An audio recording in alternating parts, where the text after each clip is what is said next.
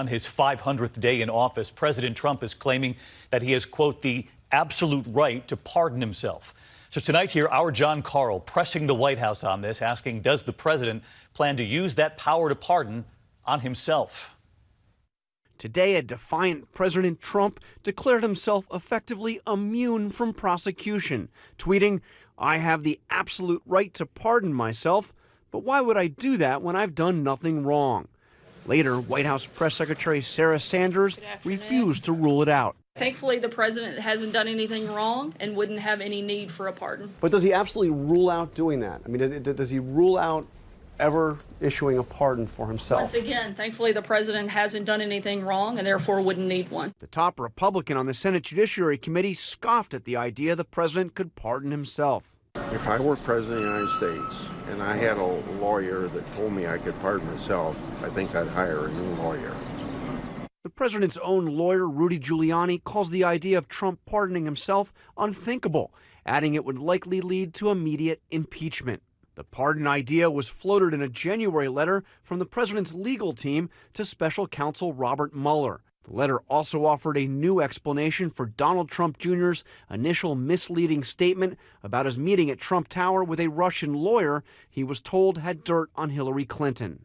Back then, Sanders said the president was not responsible for his son's words. He certainly didn't dictate, but, like I said, he weighed in.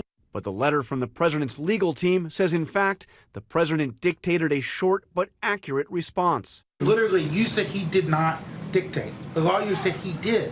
What is it? I'm not going to respond to a letter from the president's outside counsel. We've purposely walled off, and I would refer you to them for comment. Giuliani says the conflicting accounts is one reason the president is now unlikely to agree to an interview with the special counsel. This is the reason you don't let the president testify. Our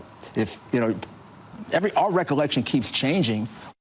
So let's get to John Karl live at the White House for us tonight. And John, there's also news you're following this evening, I know, about First Lady Melania Trump. She's been out of the public eye since she was hospitalized for what had been described as a benign kidney condition. But tonight you're learning she's appearing at an official White House event. It's a closed event, David, but the White House tells us she took part in an event here at the White House with Gold Star families. We haven't seen the First Lady in public since she helped greet those American prisoners from North Korea some 24 days ago.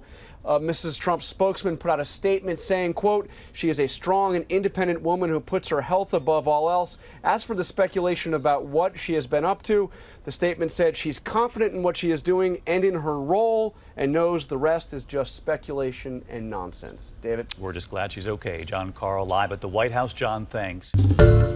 Hi, everyone. George Stephanopoulos here. Thanks for checking out the ABC News YouTube channel. If you'd like to get more videos, show highlights, and watch live event coverage, click on the right over here to subscribe to our channel. And don't forget to download the ABC News app for breaking news alerts. Thanks for watching.